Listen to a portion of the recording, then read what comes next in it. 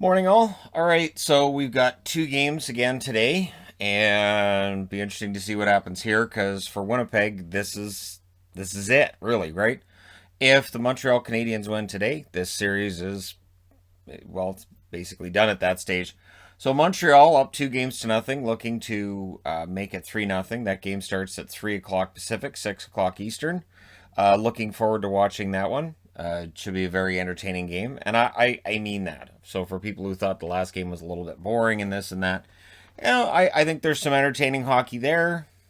I don't think it's down to 2003 levels of inaction. I think it can be exciting as well. So, and in Montreal, we'll have 2,500 people there, and that should add some energy for both teams, which is something that they're starting to find out that when there's people in attendance, it adds energy for both teams, not necessarily favoring the home team. So, we'll see how things go and if the Jets do bounce back.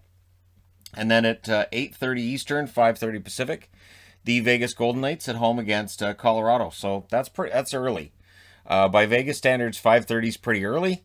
And so Colorado looking for a 3-1 series lead. Vegas looking to even things up at 2. And the question in Vegas circles is, do you play Ryan Reeves? Ryan Reeves, of course, suspended for the last 2 games, and it could be argued that Vegas played better with him out of the lineup. So do you put him back in the lineup?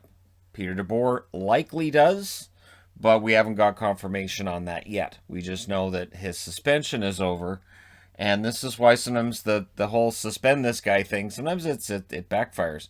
I know last year when Nick Ritchie pulled a boneheaded move there, and there was, they should suspend him. And as a Bruins fan, I was like, Ritchie's been terrible for the Bruins. If you want to punish them, make them play Ritchie more. So yeah, and then they were out anyways, so it was fine. Speaking of Bruins, though, and punishments, David Krejci's been fined $5,000 as expected. And I say as expected because it's the exact same thing that happened with Ovechkin.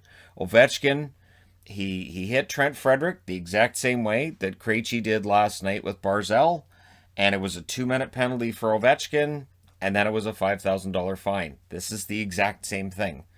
So yeah, and there you go. That's your supplemental discipline from last night, and we'll see if there's any carryover tomorrow. The one thing is, we know Barzell's not going to challenge Krejci to a fight. That would likely be Matt Martin that would challenge Krejci to a fight if we get to that stage. But it didn't happen in last night's game, and for the Islanders, they're going to be looking at this is a game 5. It's a very important game. The odds of there being a fight, it seems to drop as series go along because the games are getting more and more important. So we'll see. We'll see what happens.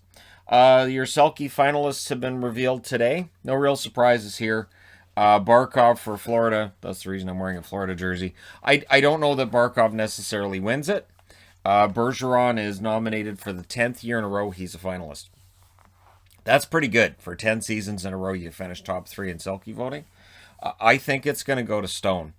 Mark Stone's ability to create turnovers for Vegas this year has been nothing short of just absolutely amazing.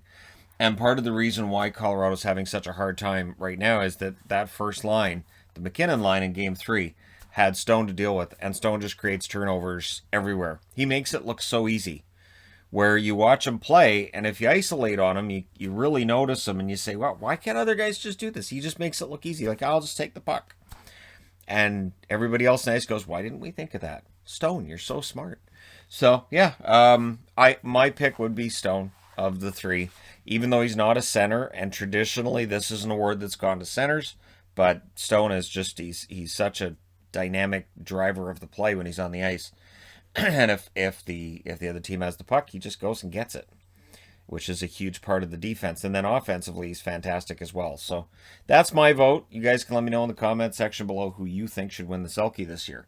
And the bronze medal match this morning, USA knocked off Germany, which isn't necessarily a surprise, but you do kind of think, well, it would have been nice if the Germans got a medal there. But yeah, Jason Robertson had a good game today for the US, and they end up taking out the Germans. And Finland and Canada are playing right now.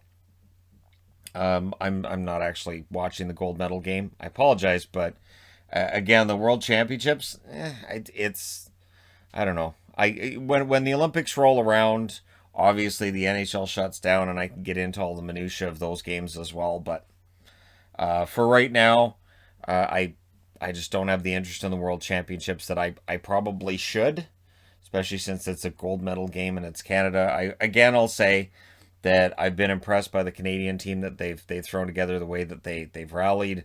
And when you look at their roster, it's not a star-studded roster. So kudos to them for making it to the gold medal game. As it looks right now, it looks like Finland probably ends up winning the gold medal, but we'll see, because they've been down before, and we'll see what happens. But there you go. Let me know your thoughts in the comment section below, as always. Don't forget to hit like and subscribe if you're browsing your way through. You just happened upon this video. Thank you guys so much for watching, for all your support. I will talk to you again soon.